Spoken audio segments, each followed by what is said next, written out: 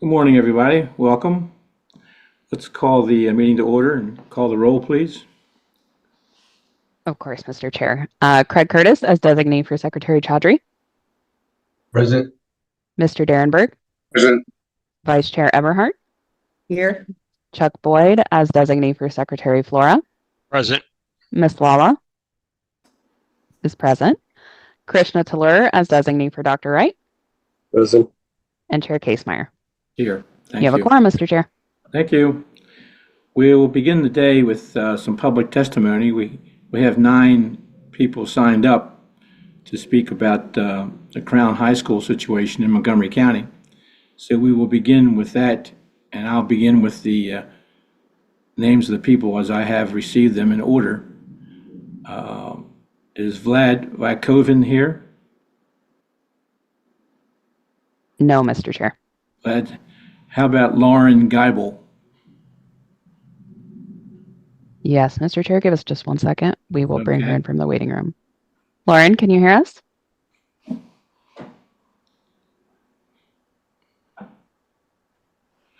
Yes, I'm here. Hi, Lauren. Hey. Welcome. You have 3 minutes, if possible, to make your presentation, so you can begin whenever you'd like. Okay, do you want video on or off?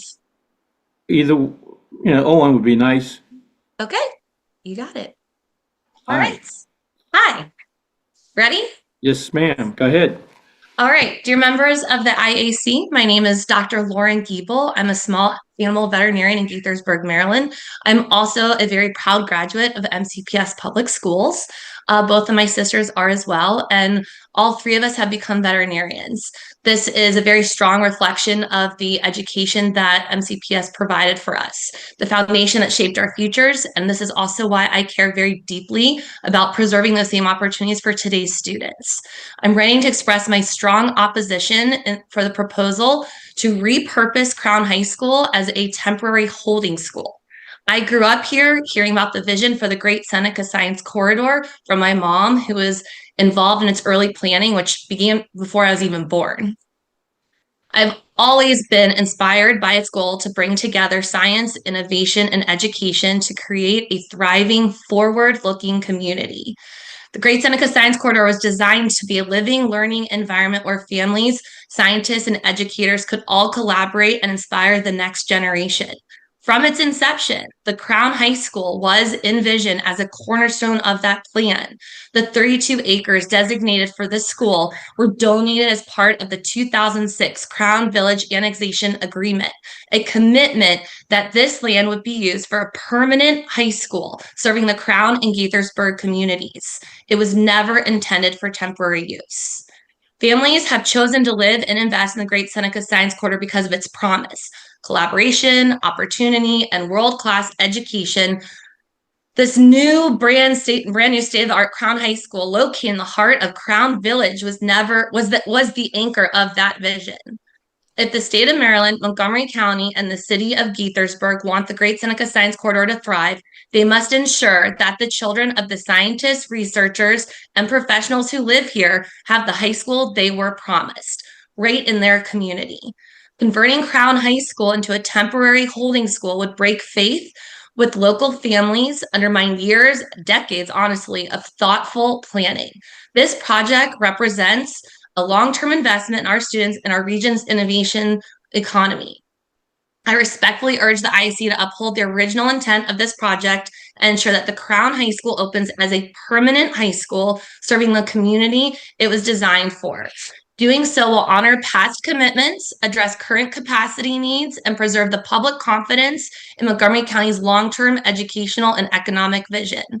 Thank you for your time, your service, and your dedication to the students and families of Maryland. Thank you, Lauren. Are there any questions for Lauren? Thank you very much. We appreciate you being here. Have a good day. Thank you. Bye-bye. Nora Walsh. Nora? Hi. Hi, I'm trying to turn the Okay. camera on. Uh-huh. Well, if you don't have any luck, just go ahead if you want to, but we'd like to see you. Oh, I would too. You cannot start your video because it's been disabled by the host. Oh, There you go. hey, hey, good to see you. Oops, wait a minute. Wait a minute. Come back. Oh, there you are. Ah, good morning, everybody. Good morning. I'm glad we could deal with little glitches. Good morning, Commissioners. My name's Nora Walsh, a former two-term PTA president, a Crown resident, and I'm speaking today on behalf of the Crown and Gaithersburg community. I want to address a point that has been quietly introduced into this discussion. The idea that Crown High School could simply be reclassified as a temporary holding school, and then return to the community later.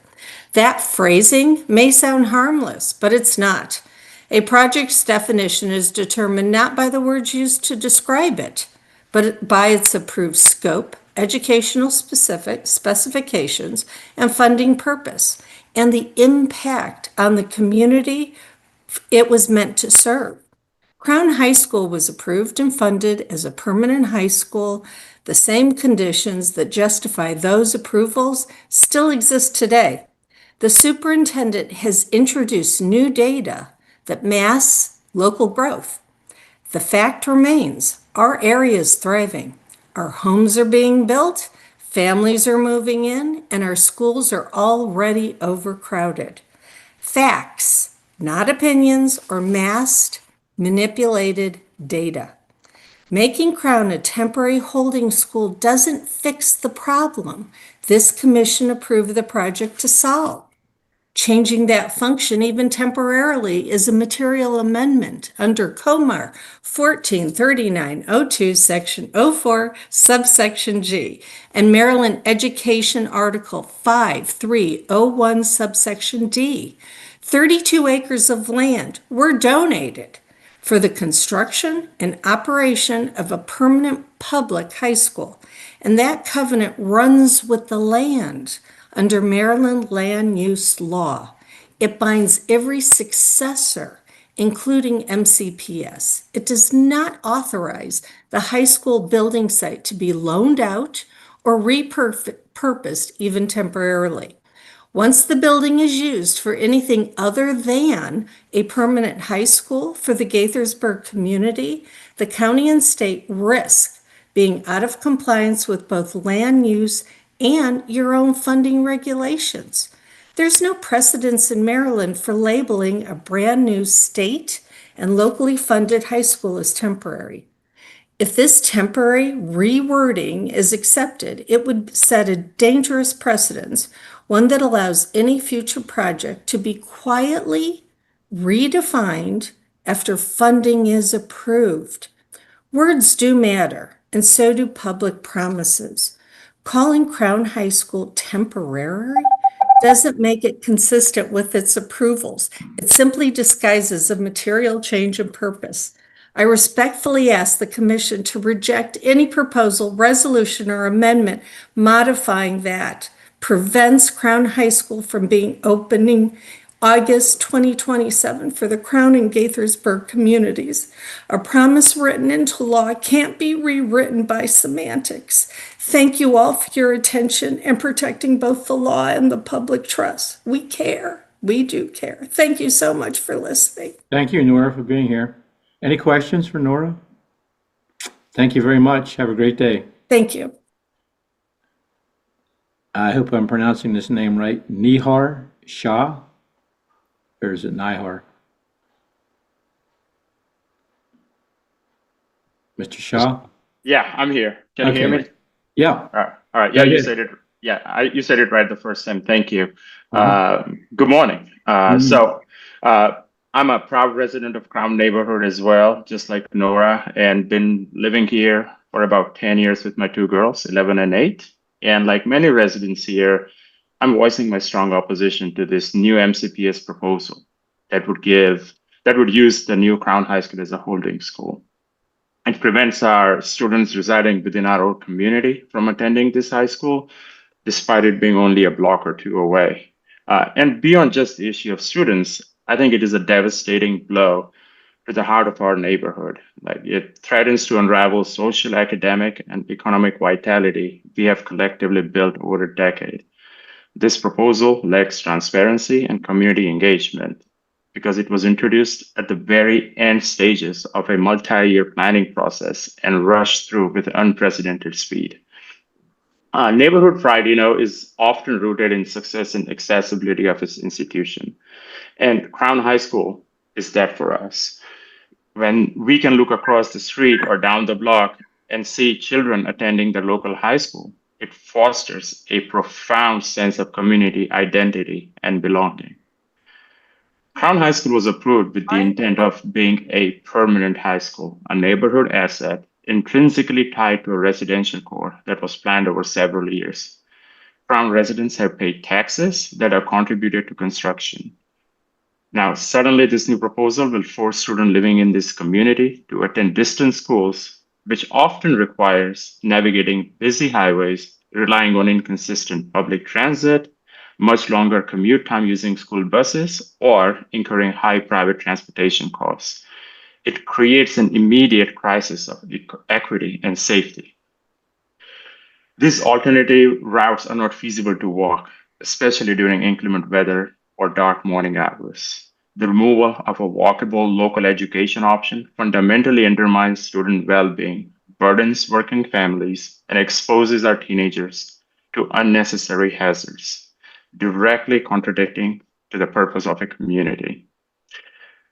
The relationship between strong schools and strong neighborhoods is symbiotic. Schools thrive when neighborhoods thrive, and neighborhoods thrive when they are invested in their schools. When neighborhood students cannot attend Crown High School, parental and community engagement plummets. The loss of highly desirable walk to school feature diminishes property values, discouraging long-term residential investment. All of these factors combined will create a vicious cycle of decline of our neighborhood. We are imploring the IAC to withhold the funding for this proposal that has lacked transparency and community engagement. Upholding the enrollment rights of Crown neighborhood students at Crown High School is not just essential for the students, but for the fundamental health and future of our entire community. We deserve a policy that reinforces neighborhood pride and maximizes community engagement, and most importantly, supports safety and equity for our students. Thank you very much for your time. Thank you for being here. Any questions for Nihar? Thank you again. Have a nice day. You too, sir. Take care. Take care. Courtney DeCure. Hi, Courtney. How are you? I'm great. You can begin anytime you like, please. Okay. Hi, as you said, my name is Courtney DeQueer, and I'm here to give comments regarding Montgomery County School Board's proposal to turn Crown High School into a holding school. Although this issue is not on today's agenda, our community feels deeply disenfranchised. We were never engaged in this decision. We were blindsided. And it was after a years-long and very expensive boundary study that designated Crown High School only as a permanent school. So pardon us if we seem a little eager to be here today, but we need to say clearly, this is not okay. What MCPS presents as a necessary adjustment is in fact a material change, one that harms our community and that desperately needs relief through the opening of another high school. My family and I live in Crown community just blocks away from the new construction site. I sincerely hope that my oldest daughter will be a part of the second freshman class to attend Crown High School in 2028. When we walk or drive past the construction site, my kids love to say that's our future school. Families here bought homes, built lives, and invested their savings because the city, county, and state promised that Crown High School would open as our permanent high school in 2027. Now we're told that our children may not walk through its doors until 2035 at the earliest. That means many of our children will never go to school there. They would never have an opportunity to finally attend a school that they can walk or bike to. Our elementary schools are far away past busy highways and roads. And now MCPS plans to take away the school that is right on our doorstep. That's not planning adjustment. That's a broken promise and a clear act of inequity. This proposal isn't just a technical amendment. It changes who this community is. It tells families who believed in Montgomery County's planning process that their needs matter less than others with stronger political voices.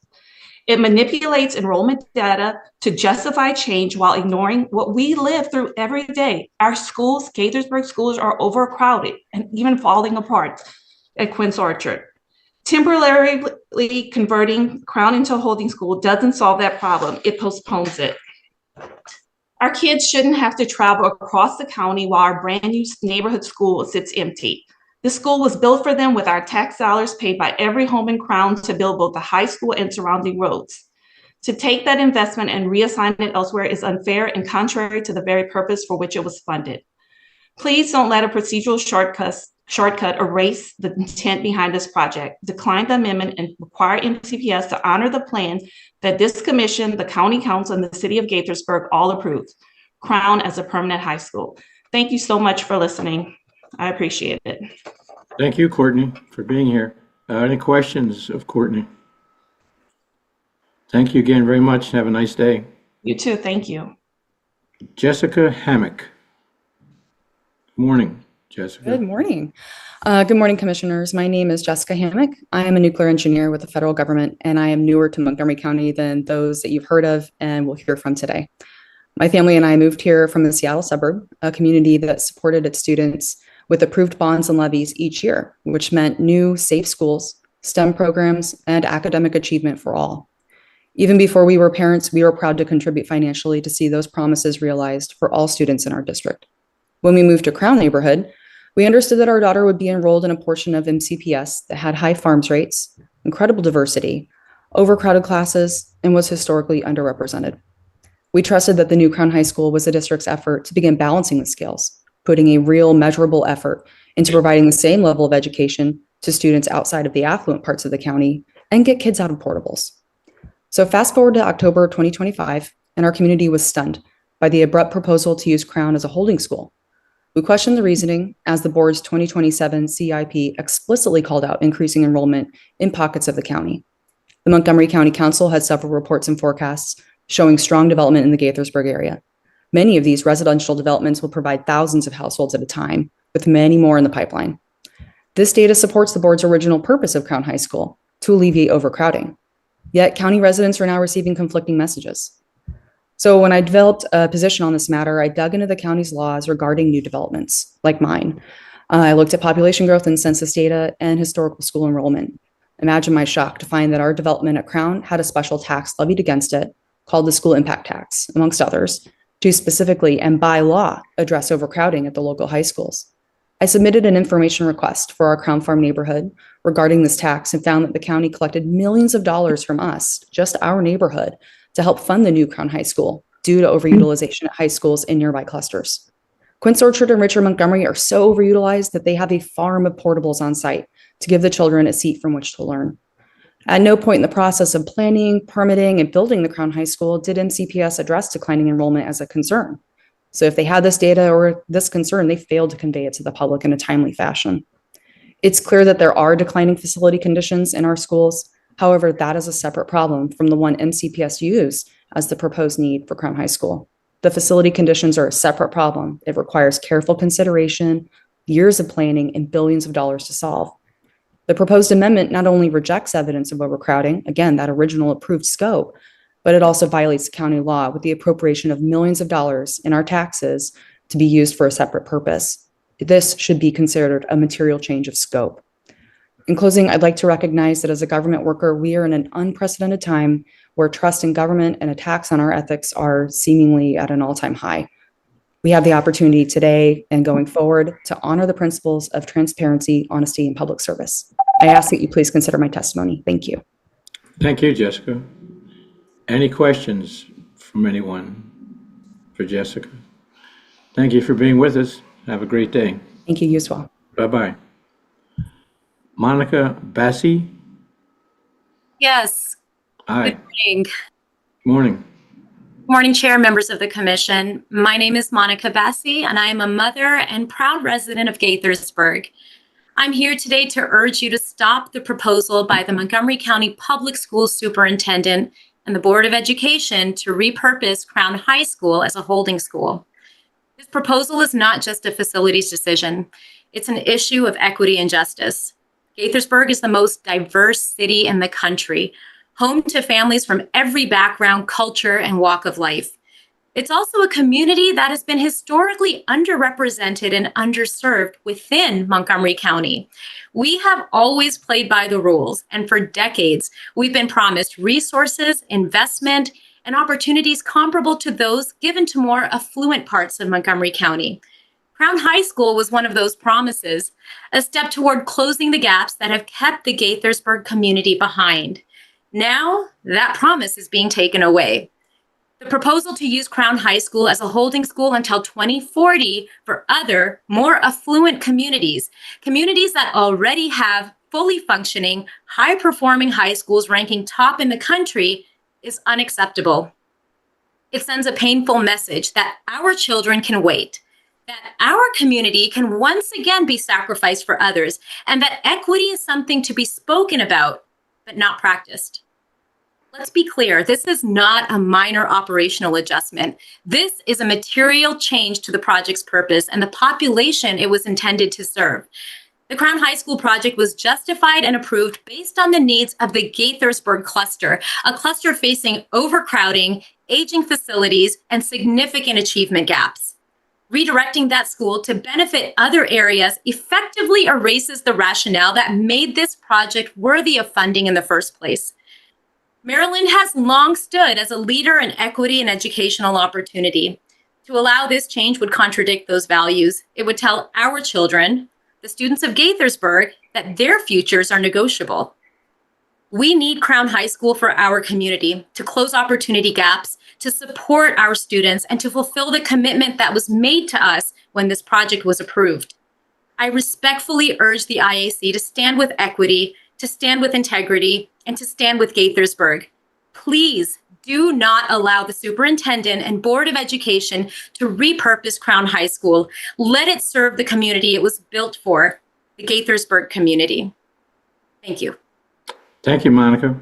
Any questions for Monica? Thank you very much. Thanks for being with us today. Thank you. Bye-bye. Leonard Incognito. Morning. Good morning. You can begin whenever you like. Thank you. Good morning, commissioners. My name is Leonard Incognito, a homeowner, resident, parent, and community leader from Crown. The question before you today is not only about a building, it is about trust. Trust that the public agencies will follow their own laws. Trust that families can rely on official commitments. Trust that when Maryland funds a permanent high school, that school will open as promised. When the superintendent and Board of Education tells the public that a new idea presented in a 2-page resolution, quote, does not represent the final decision, unquote, but simultaneously asks the IAC to amend the project scope, that distinction is meaningless. The act of requesting an amendment or a modification to the scope is itself a decision to change the path, the purpose, and the promise of Crown High School. It is a material change, and for the community, a broken promise. If this commission allows that precedent, every community in Maryland will wonder whether any approved funded project is truly safe from redefinition. The IAC was created to ensure accountability, transparency, and lawful stewardship of public funds. Upholding that mission means stopping this amendment now, before legal lines blur, public confidence erodes, and trust in government is lost.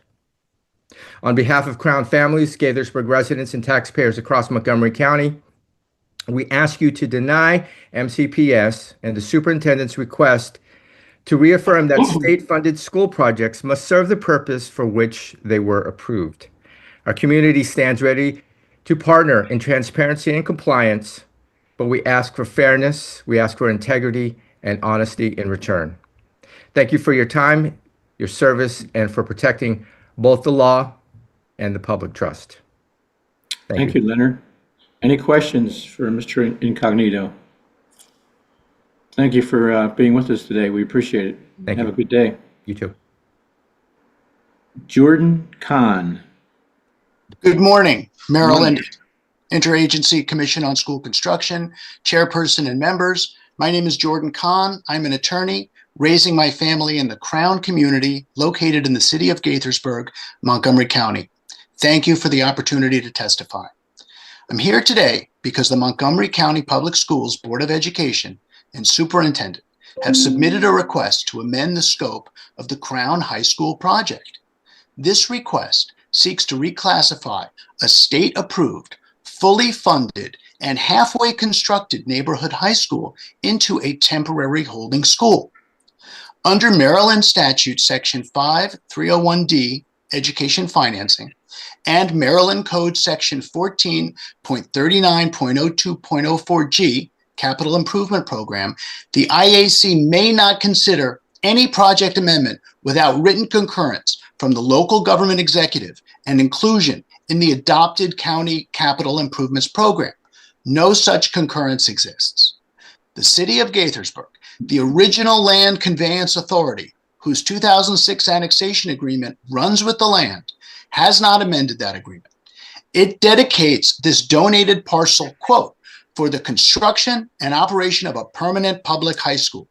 By introducing the term temporary and relying on new data from different sources not used in the original IAC approval, MCPS is circumventing both the established process and the factual basis on which this project was approved. Proceeding with this amendment would therefore be procedurally invalid and contrary to state regulation and municipal land use law.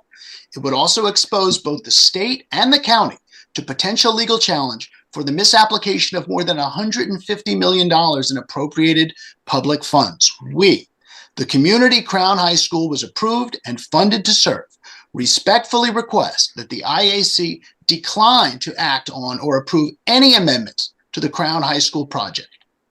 The Crown and Gaithersburg communities, those for whom this school was approved, have not been consulted or included in this new direction.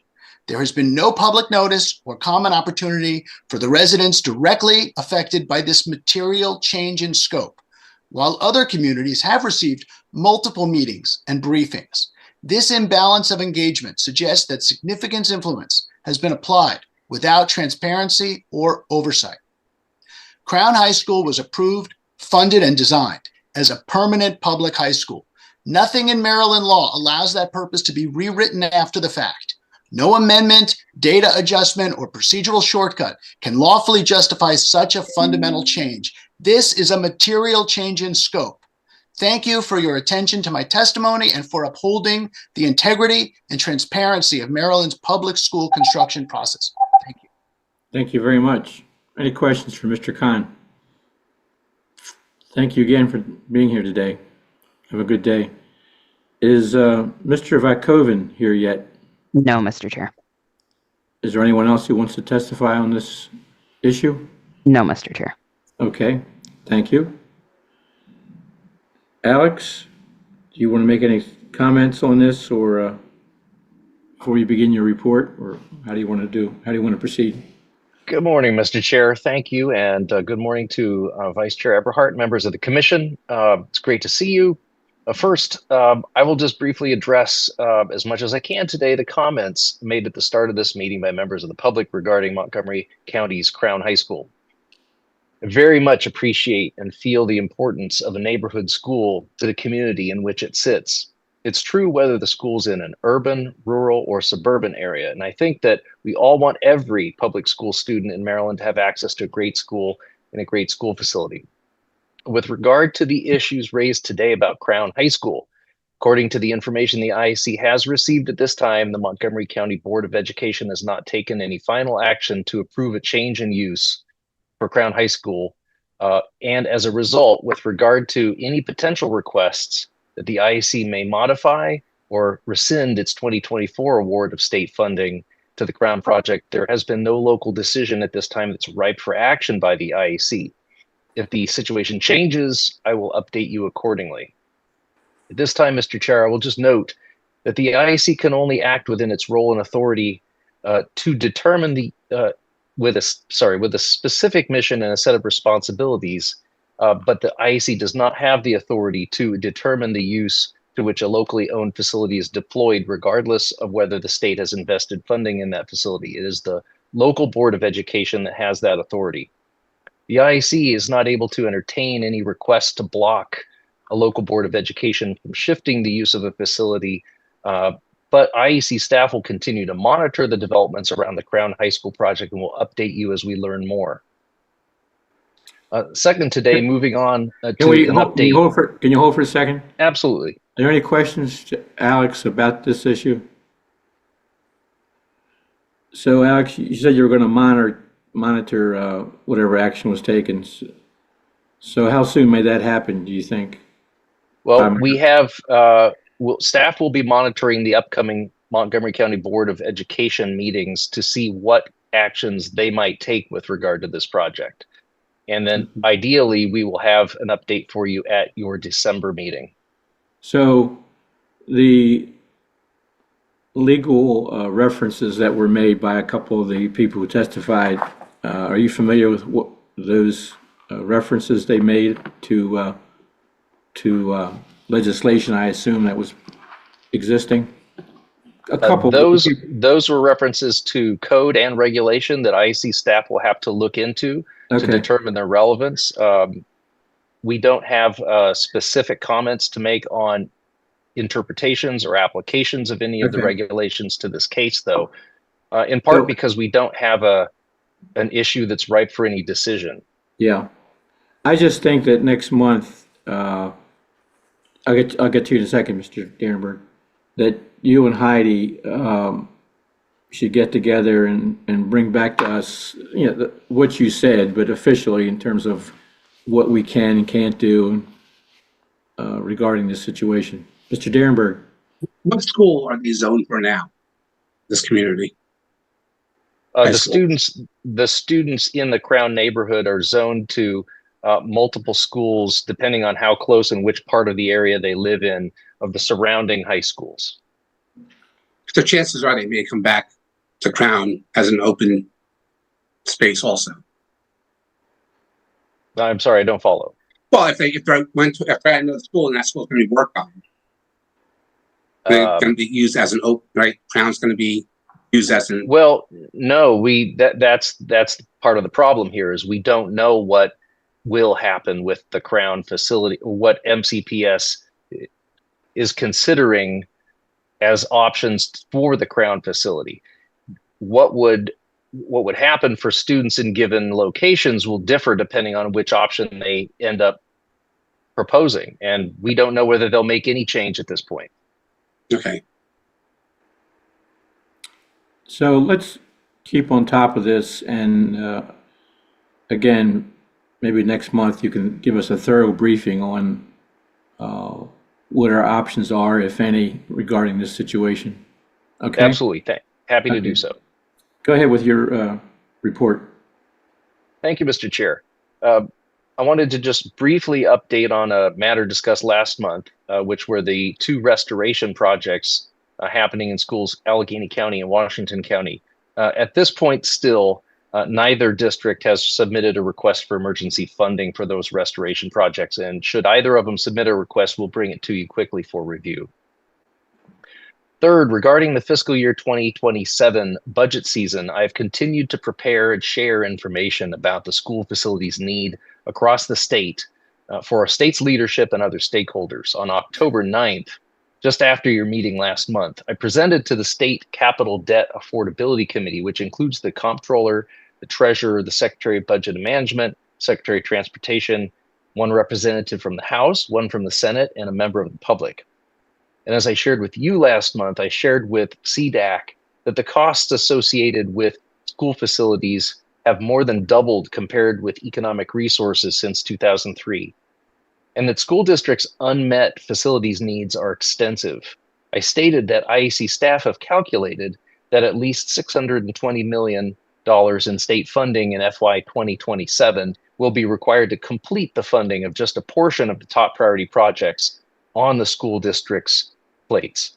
CDAC voted later to recommend $1.75 billion as the maximum annual amount of general obligation bonds that the state should authorize for fiscal year 27 and to maintain that same level through fiscal year 2031.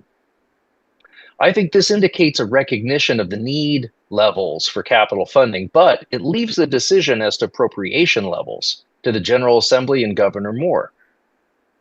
However, because issuances of bonds and spending of capital funds are projected by CDAC to be lower than the authorization limits, it's unclear whether the expectation on the part of the state leadership is to fund school construction at legislative targets or potentially at higher levels in coming years. We hope to learn more in the coming months and to bring updates to you as I can. I will just note also that the CIP requests from the school districts for fiscal year 27 that have been coming in over the last month currently total about $760 million, which is similar to last year's requests. IAC staff are working to generate the 75% funding recommendations for your December meeting based upon analyses of project eligibility and projected appropriations. I am scheduled to participate additionally here coming up in December in a panel discussion on school facilities needs and school construction funding at MACO's Winter Conference on December 11th in Cambridge, which will be moderated by Maryland Comptroller Brooke Learman. Fourth, I would like to touch back on the request from last month's meeting about relocatables. IAC staff and DGS staff are working to identify options for discussion at your January meeting. There is more homework and legwork to be done, including to obtain LEA input on options. I expect that this will take a few more weeks, but we will bring the topic to you ideally at the January meeting. This concludes my report for the month, and I'm happy to answer any questions you might have. Any questions for Alex? Okay. Consent agenda. Anything on here, Alex, that we should be made aware of? No, Mr. Chair, this is regular administrative items, including last month's minutes, contract awards, and revisions to previously approved contracts. I'll just note here that we have added a new consent agenda administrative item that details the extensions that I've approved in the past 30 days at your authority per the agenda item you approved at your October meeting that delegated authority to me to approve project extensions for the Aging Schools Program, Healthy School Facility Fund, and School Safety Grant Program deadlines. Okay. Finally, just a last note here, there are two facility status change requests. Both are for Harford County Public Schools, which transfer property from the school system to the county. In both cases, there are actually no facilities on the land, nor is there bond debt due to be paid back to the state. Do you hear a motion that we approve the consent agenda? Mr. Derenberg and Ms. Eberhardt seconds. Any discussion? All in favor say aye. Raise your hands. Any opposed? Thank you. Item 3, enrollment trends and projections. Jamie? Good morning, Mr. Chair, Madam Vice Chair, and members of the Commission. It is so good to see you. I'm Jamie Bridges, and I'm joined by Taylor Fitz to deliver Item 3, presentation on the enrollment trends and enrollment projections. Item 3 can be found on page 30 of your meeting agenda. Before we begin, I'd like to preface these slides by noting that this presentation is based on the enrollment projections submitted to the state in each of the LEA's Educational Facility Master Plans, or EFMPs, that were submitted in July 2025. The EFMPs are the annual document that the LEAs submit to the state with their board-approved and MVP-validated projected enrollment figures for the coming decade. Although some LEAs may generate new draft projections in the fall after seeing their September 30th actual enrollment counts, the IAC does not typically receive such draft projections, and such projections are neither MVP-validated nor approved by the LEA's Board of Education. We therefore are presenting here the most recent official figures in each LEA estimated in July, so that we can see all the LEAs using comparable data. If circumstances on the ground have changed since July, LEAs may be publishing different data and may make portfolio decisions in advance of the next meeting. Next slide, please. Over the next 10 minutes or so, Taylor and I will go over how enrollment projections are used, the Maryland Department of Planning's enrollment projections, how enrollment is projected, the local education agency's enrollment projections as of July 1st, and we will save some time for questions. Next slide, please. Before we go further with the enrollment projections and the stories that they tell, I want to spend a little more time on what we do with them. Why do enrollment projections matter? At the local level, the LEA's main objective is to deliver to a population of students the educational programs and services needed for the students to graduate from high school. To meet this objective, the LEAs need educational spaces. For the LEAs, it is important to meet that demand for educational program and services with the supply of educational spaces or seats for each school and for all schools across the LEA. And because each LEA has limited resources to cover the cost to not only construct schools, but also to operate and maintain them, it is important for each LEA to provide the number of seats needed and no more. At the state level, where we have also limited resources, we use the projected enrollments and the state rated capacities of a project school and the schools adjacent to the project school to determine eligible enrollment. Then, as you know, we use it to determine the allocation of state funds to each project. You can see on this graphic, this is our funding formula. The GAB square footage is fixed for all LEAs. It is the square foot per student for a given school type for a given number of schools. The cost per square foot is fixed for each fiscal year for all LEAs, and the state cost share is fixed each fiscal year for each LEA.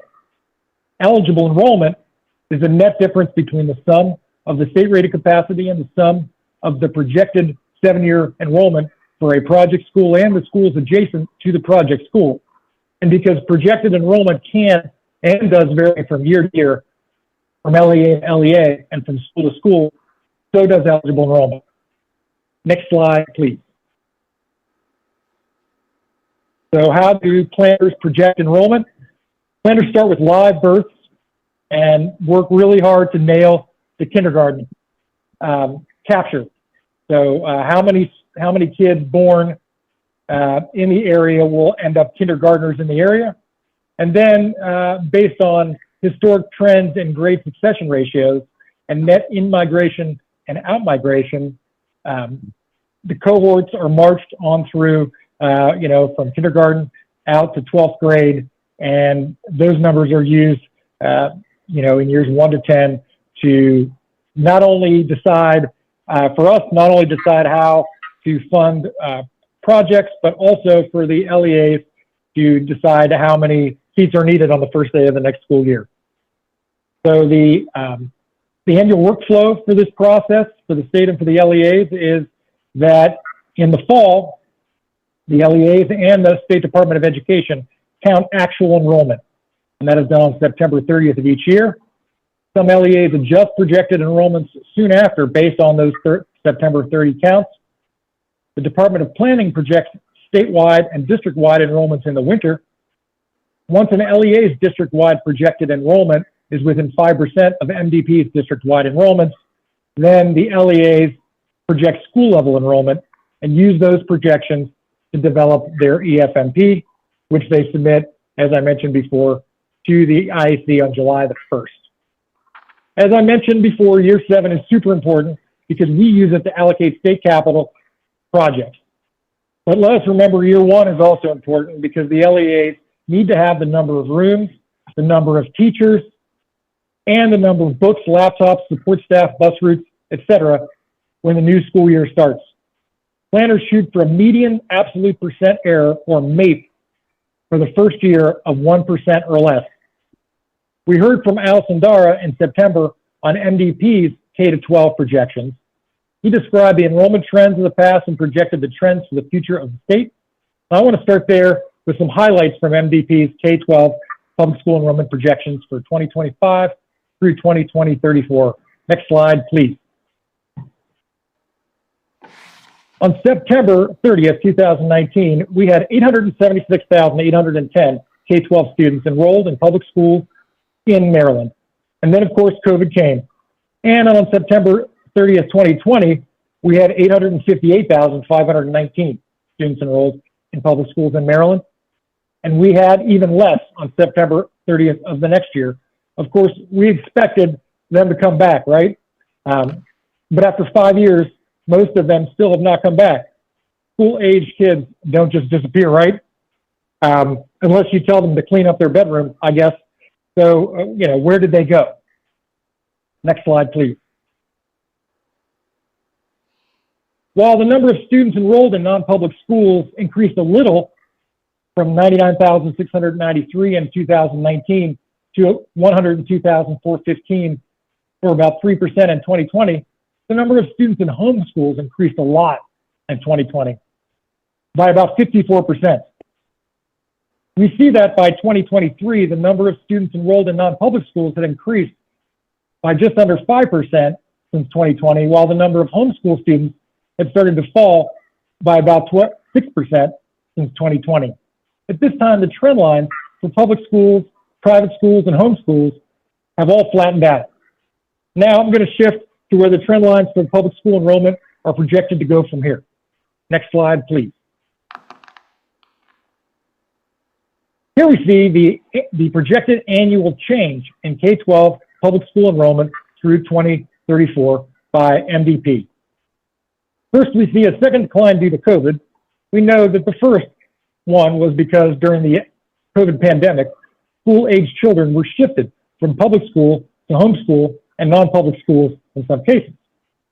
We expect to see a second one because during COVID, parents also had fewer children, and those children would be school-aged in 2026 and 2027. Then, into the out years, we expect a low rate of enrollment growth. For example, the highest year of expected enrollment growth in the horizon is 2029 to 2030. But those additional 2,920 students would be just 0.3% of total enrollment in 2029. Next slide, please. So here we have a table. It is a big table, and it shows projected enrollment for the years 2024 to 2034 for all the LEAs and aggregated up to the state. This is the bottom line from the MDP report on K-12 public school enrollment projections. Across all LEAs, we see the lowest 10-year projected growth rate is negative 11.7%, and the highest is 15.2%. What I want you to take home from that is a range of almost 27% across the state of Maryland, and that is quite a range. For the state as a whole, we see the 10-year K-12 projected enrollment growth rate is about 1.8%. Now, I will pass the mic to Taylor, who will zoom in to a smaller scale and show enrollment projections for each of the LAAs for the same period from 2024 to 2034. Next slide. Thank you, Jamie. In addition to the state's enrollment projections developed by MDP, each LEA annually updates their own enrollment projections as part of the development of their annual Educational Facilities Master Plan, or EFMP. While MDP uses birth and mortality data, migration trends, enrollment trends, and information regarding economic development and other historical trends to inform their model for LEA-wide projection totals for K through 12, LEAs themselves develop projections down to the individual school level and for individual grades for 10 years. LEAs use the same factors used by MDP, as well as knowledge of planned program changes and projects. These more detailed projections help inform LEA's operational and capital plans, and these projections are reviewed by the IAC and are used to determine project funding eligibility, as Jamie previously mentioned. Importantly, the detailed school scale projections also differ from the MDP projections in that they include pre-kindergarten projections. Developing pre-kindergarten projections differs greatly from the development of K through 12 projections in that enrollment in pre-K programs is voluntary, and their availability differs widely within and across jurisdictions. Next slide, please. This map shows the LEA's 10-year projected percent change in PK through 12 enrollment. This map looks a lot like how a map that shows MDP's 10-year projected percent change in K through 12 enrollment would look, I might add. The detailed LEA projections allow us to also look at how these projections vary around the state within the different school attendance areas and at each set of grade levels for elementary, middle, and high schools, and how each group may differ from one another. There are a number of interesting items we can take from looking at each of the maps, some of which I'd like to point out as well as caution when reviewing these figures. Next slide, please. Taking a look at the bottom line. This table shows the LEA's pre-K through 12 public school enrollment projections for 2024 through 2034. For the LEAs, we see the lowest 10-year projected K through 12 enrollment growth rate is negative 11.5%, and the highest is 16.8% growth. That is a range of more than 28% across the state of Maryland. And for the state as a whole, we see a 10-year projected K through 12 enrollment growth rate, of 2.9%. We also see a 10-year projected pre-K growth rate that exceeds 75%. When we add it all up, we see the lowest 10-year projected pre-K through 12 enrollment growth rate is negative 9.1%, and the highest is plus 16.6%. That is a range of almost 26% across the state of Maryland, and as for the state as a whole, we see a 10-year projected pre-K through 12 enrollment growth rate of 3.4%. Next slide, please. Slide 12 shows the projected percent change for elementary schools.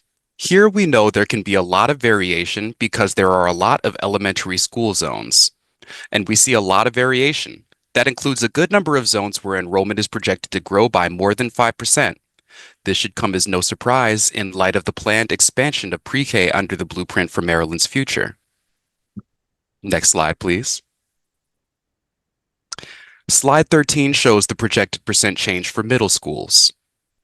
We see less variation than for elementary schools, due in part to more aggregation of attendance zone boundaries.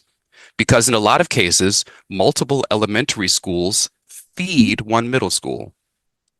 Even so, we still see areas where middle school enrollment growth rates differ from elementary school enrollment growth rates. We also see missing data in Baltimore City. This is not because there are no 6th, 7th, or 8th graders projected for Baltimore City, but rather because most middle school students in Baltimore City attend elementary middle schools, which have been grouped with elementary schools. Next slide, please. Slide 14 shows the projected percent change for high schools. We see that many regions experiencing growth at the elementary and middle school level are also projected to experience growth at high schools. Although this isn't the case for growing regions throughout the state, in fact, some areas where high school enrollment is projected to change do not project the same change to middle school enrollment. In general, when viewed geographically, the trend based on cohorts at different grade levels does not necessarily match other grade levels or the overall trend projected for the district. In some cases, it is easier to understand the reason than others. In Baltimore City, for example, students are not assigned to attend a high school based on geographic location, but rather based on choice. As a result, the entire city is shown as one large high school attendance zone. These examples are great instances of how hard it can be for LEAs to project enrollment for each school building and also how important it is to get the process right. Next slide, please. If we zoom back out, we see overall, MTP projects a K through 12 enrollment growth rate between 2024 through 2034 of 1.8%, while the LEAs project a K through 12 enrollment growth rate over the same period of 2.9%. And when pre-K is added into the mix, we see that LEAs project a pre-K through 12 enrollment growth rate over the same period of 3.4%. Next slide, please. Our conclusions include: the latest MDP projections show slight enrollment growth due in large part to a continuation of international migration for grades K through 12. LEA projections show a bit more enrollment growth than MDP projections for grades K through 12.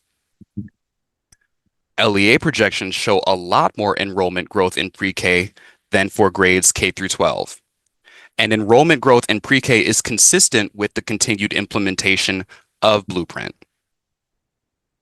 Our next steps include increasing efficiencies in the compilation and the aggregation of enrollment projections from each LEA into our enrollment projections database, and increasing efficiencies in the use of the enrollment projections to evaluate capital project requests. Now, Jamie and I will stand for comments and questions. Thank you, Taylor. Questions for Taylor and Jamie? My pleasure.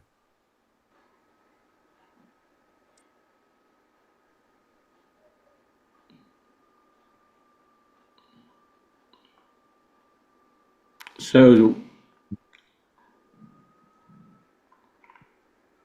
what's the impact budgetarily of these numbers? I mean, are we, in terms of the trend for school construction and replacements, Alex? Thank you, Mr. Chair. What this shows us is that overall, the expected growth across the state is not going to be significant in the coming years in terms of needing new capacity writ large. However, there are still pockets here and there where enrollment growth over the past few years has resulted in high utilization or overutilization of facilities, and LEAs are still grappling with that in certain places.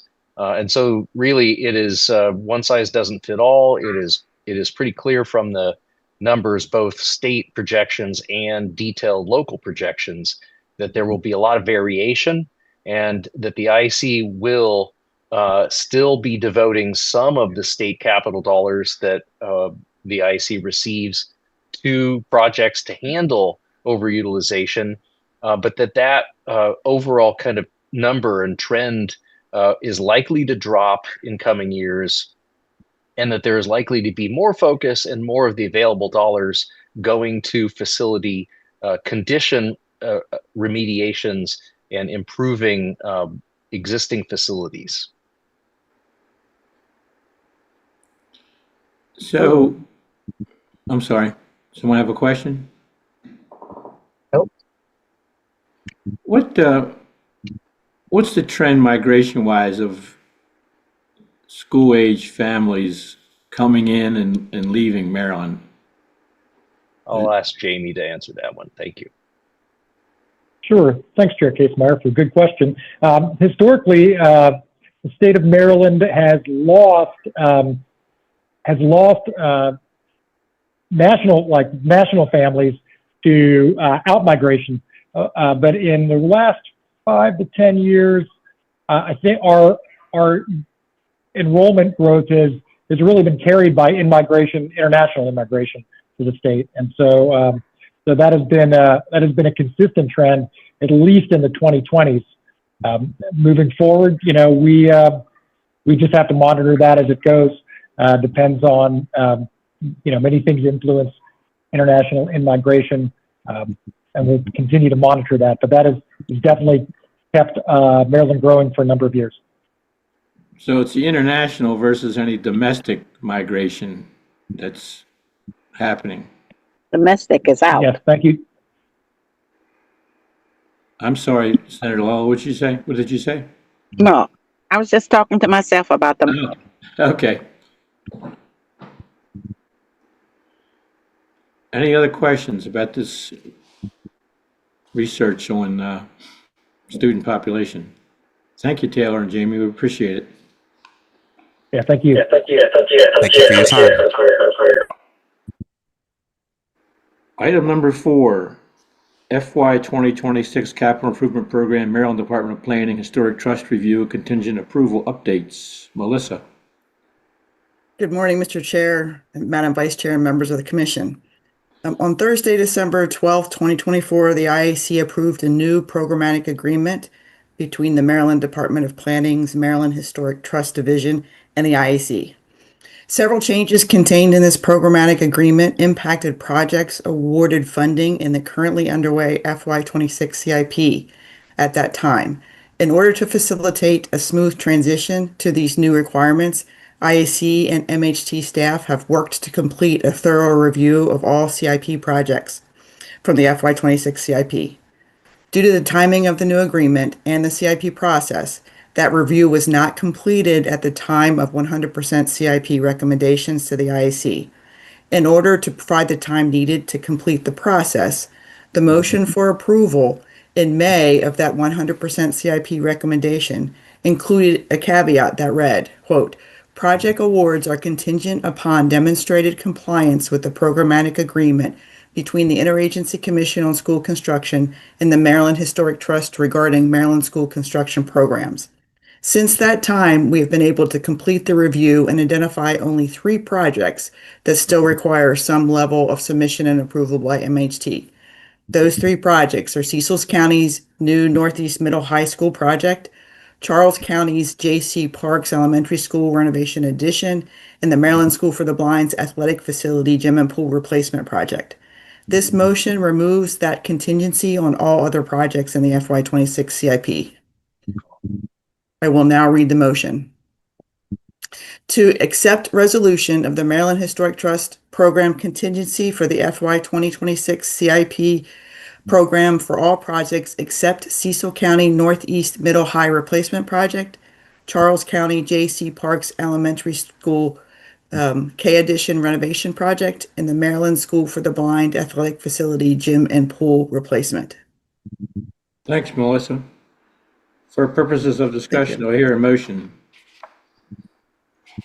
Ms. Derenberg makes a motion, Ms. Everhart seconds. Discussion, questions for Melissa? Are there any? All in favor of the motion, say aye. Raise your hand. Aye. Any opposed? Thank you. Thank you. Item 5, FY 2027 Capital Improvement Program Acceptance of Late Applications, Somerset County Public Schools. Arabia? Yes. Good morning, Mr. Chair, Madam Vice Chair, and members of the Commission. Somerset County Public Schools FY 2027 CIP was approved by their Board of Education after the October 6th deadline for submission of applications. This motion, if approved, would grant IAC staff the authority to accept late applications from Somerset County, as well as grant the assigned capital project manager the ability to continue to provide technical support and guidance as it relates to planning and project development. The motion is to accept late applications submitted by Somerset County for the IAC's FY 2027 Capital Improvement Program. Thank you, Arabia. Do I hear a motion? Chuck's favorable and Craig seconds. Any discussion? All in favor of the motion, say aye or raise your hands. Aye. Any opposed? Thank you very much. Item 6, FY 2026 Capital Improvement Program Amendment, Somerset County Public Schools, Washington Academy and High School, Generator Replacement Project. Arabia. Yes, IAC staff were recently notified by Somerset County Public Schools that the generator at Washington Academy and High School was no longer functional. With the school being designated as an emergency shelter for the surrounding community, it is imperative that a long-term solution be implemented, as the cost associated with renting a generator on a monthly basis has become very expensive for the local education agency. Somerset County has secured a cost estimate for the project, which includes a warranty that covers equipment, labor, and commissioning. The state's support with this project will not only alleviate the local fiscal constraints that currently exist, it will also ensure that the needed work is completed. The assigned capital project manager, Laura Smiles, is available to provide more information. I can now read the motion, which is to amend the FY 2026 Capital Improvement Program to include Somerset County Public Schools, Washington Academy, and High School Generator Replacement Project, and to transfer and award $162,000 from the statewide reserve fund account to the project. For purposes of discussion, do I hear a motion favorable? Ms. Everhart makes a motion, Mr. Derenberg seconds. All in favor of the motion, say aye. Aye. Any opposed? Thank you. Thank you. Item 7, FY 2025 Capital Improvement Program Amendment and Reversion of Funds, Wycomico Public Schools. Laura? Good morning. Good morning, Mr. Chair, Madam Good Vice morning. Chair, and members of the Commission. In October, Wycomico County Public Schools requested that the uncontracted amount for the maximum state award allocation for the Parkside High School roof replacement project be reverted to their reserve account. Additionally, the LEA requested to award those funds from the reserve account to the Fruitland Primary Replacement Project. This allocation will be achieved by amending the FY 2026 Capital Improvement Program to award these reserve funds.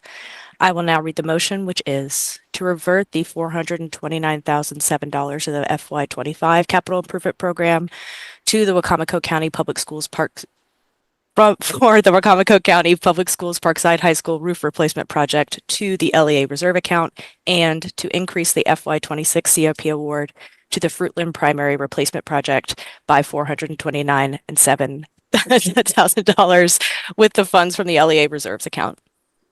Thank you, Laura. Do I Thank hear a you. motion? Do I hear a motion to this effect? Mr. Derenberg makes a motion, and Ms. Everhart seconds. Any discussion on this? All in favor, say aye. Raise your hands. Aye. Any opposed? Thank you. Item number 8, Healthy School Facility Fund State and Local Fiscal Recovery Fund Revisions. Cassandra. Thank you, Mr. Chair. Good morning. In August, the IAC approved the closeout of a Healthy School Facility Fund project in Garrett County for the Southern Garrett High School air conditioning project. That project had $81,000 of remaining funds that were federal, state, and local fiscal recovery, or SLFRF funds, that the IAC received in fiscal years 2022 and 2023. Because of the much tighter expenditure timeframe for those federal funds, IAC staff are recommending that we swap the available federal funds onto another project in lieu of state funds. We have reviewed this with DBM, and they have approved the application of the federal funds. The motion is to realign $81,811 of previously reverted FY 2022 federal, state, and local fiscal recovery funds to the Healthy School Facility Fund Calvert County Sunderland Elementary Air Conditioning Project, and to revert $81,811 of fiscal year 2023 Healthy School Facility Fund state funds to the statewide reserve. Thank you, Cassandra. Do I hear a motion to this effect? Mr. Derenberg makes a motion, Ms. Everhart seconds. Any discussion on this? All in favor, say aye. Raise your hands. Aye. Any opposed? Thank you. Item 9, informational only, 2026 IAC meeting schedule and LEA deadlines. Victoria. Good morning, Mr. Chair, Madam Vice Chair, and members of the Commission. Item 9 is an informational item which contains the proposed dates for IAC meetings occurring in 2026 and the deadlines for materials to be submitted by LEAs for each of these meetings. All deadlines are 4 weeks prior to the IAC meeting that they're being brought to, and all IAC meetings are scheduled for the second Thursday of each month, as is typical. No meetings were required to be moved due to holidays. Notably, the January 2026 IAC meeting will not be taking place similarly to the past 2 years. Thank you, Victoria. And also in December, Alex, we're moving the meeting back 1 week, correct? Correct, Mr. Chair. The meeting will be December 18th. Thank you. Anything else, Alex? No, that's all for this month. Thank you, Mr. Chair, and appreciate everybody's time. Anyone else have any thoughts, comments they would like to make? Okay. Do I hear a motion we adjourn? Mr. Derenberg makes a motion. Ms. Everhart seconds. All in favor say aye. Raise your hands. Aye.